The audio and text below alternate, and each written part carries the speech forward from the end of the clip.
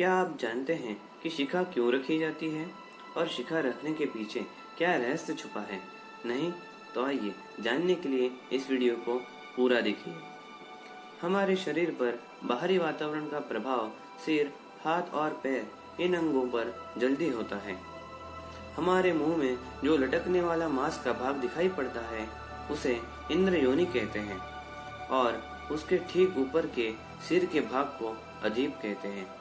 ये मानवीय शरीर का मर्म स्थान यानी सेंसिटिव पॉइंट कहा जाता है। इसका उल्लेख यजुर्वेद के तैत्तिरीय उपनिषद के अंतर्गत आने वाले शिक्षा अध्याय में मिलता है। इसको ठीक से समझने के लिए हाथी को देखिए। हाथी का शरीर मोटी चमड़ी का होता है, इसलिए उसको काबू में रखने के लिए उसका मालिक अंकुश से मतलब इस हथियार से उसके सिर के इसी भाग पर मतलब गंडस तल पर प्रहार करता है या बार बार ठोकता है। इससे होने वाली पीड़ा के कारण वह हाथी अपनी मालिक की बात मानता है। इसलिए सनातन धर्म में शिखा यानी चोटी रखने का असाधारण महत्व है। प्रत्येक बच्चे के जनेऊ संस्कार में सिर पर उस विशेष भाग पर ही गांव के नवजात बच्चे के खुर के आकार की चोटी रखने का विधान है, जिससे परम स्थान का संरक्षण होता है। ये वही स्थान होता है जहाँ पर सुषुम्ना नाड़ी पेट के मध्य भाग से होते हुए ऊपर की ओर आकर समाप्त होती है। सुषुम्ना नाड़ी हमारे संपूर्ण शरीर के वात संस्थान का संचालन करती है और अनेक सूक्ष्म नाड़ियों का प्रारंभ करती है। सिर के जिस भाग पर शिखा रखी जाती है उसी स्थान के नीचे लघु मस्तिष्क का भी स्थान होता है और वह भी आकार में गाय के नवजात बच्चे के खुर के इतना ही होता है। इसलिए शिखा का भी आकार बछड़े के खुर के इतना ही रखा जाता है। हमारे बाल गर्मी पैदा करते हैं और बालों में विद्युत का संग्रह भी होता है, जो सुषुम्ना नाड़ी को उतनी उष्णता हर समय प्रदान करते रहते हैं जितनी कि उसे समस्त शरीर के वात नाड़ी संस्थान को जागरूक और उत्तेजित करने के लिए आवश्यकता होती है। इससे मानव शरीर का वात नाड़ी संस्थान आवश्यकता अनुसार जागरूक रहते हुए समस्त शरीर को बल देता है और साथ में ही लघु मस्तिष्क विकसित होता रहता है, जिससे वर्तमान जन्म के संस्कार हमारे संग्रहित रहते हैं। सुषुम्ना का जो भाग लघु मस्तिष्क को संचालित करता है वह उसे शिखा द्वारा प्राप्त उष्णता से चैतन्य बनाता है। इससे स्मरण शक्ति भी विकसित होती है। वेदों में शिखा रखने का विधान कई स्थानों पर मिलता है। अथर्ववेद में चोटी धारण करने वालों का कल्याण हो।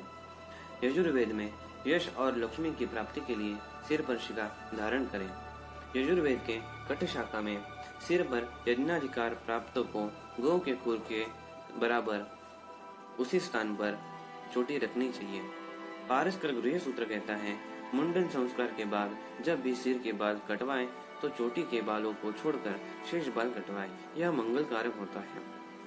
कात्यायन स्मृति में कहते हैं कि यज्ञोपवीत सदा धारण करें तथा सदा चोटी में गांठ लगाकर रखें। बिना शिखा और यज्ञोपवीत के कोई यज्ञ संध्योपासना आदि कृत्य न करें, अन्यथा वह न करने के ही समान है। बड़ी शिखा धारण करने से बल, आयु, तेज, बुद्धि, लक्ष्मी और स्मृति बढ़ती है।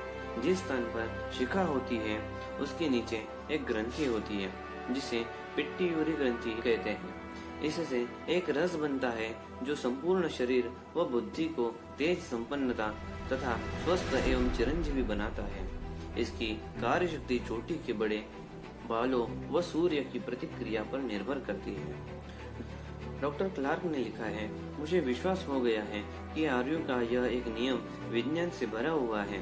चोटी रखना हिंदुओं का धार्मिक चिन्ह ही नहीं बल्कि सुषुम्ना की रक्षा के लिए ऋषियों की खोज का एक विलक्षण चमत्कार है। शिखा गुच्छेदार रखने व उसके गांठ बांधने के कारण प्राचीन आर्यों में तेज, मेधा, बुद्धि, दीर्घायु तथा बल की विलक्षणता मिलती है। पागलपन, अंधत्व तथा मस्तिष्क के रोग शिखाधारियों को नहीं होते थे। वे अब शिखाहीनों में बहुत देखे जाते हैं। जिस शिखा और जनेऊ के रक्षा के लिए लाखों भारतीयों ने विधर्मियों के साथ युद्ध में अपने प्राण देना उचित समझा, अपने प्राणों के बलिदान दिए, वहीं आज की पीढ़ी को देख के बहुत दुख होता है। हमारी संस्कृति का त्याग कर इन्होंने गुलाम बनना स्वीकार कर लिया है और हमारे संस्कृति के प्रति विन्मुख होते जा रहे हैं। दूसरी सभ्यता में जीने में इन्हें गर्व होता है और हमारी संस्कृति की शर्म आती है।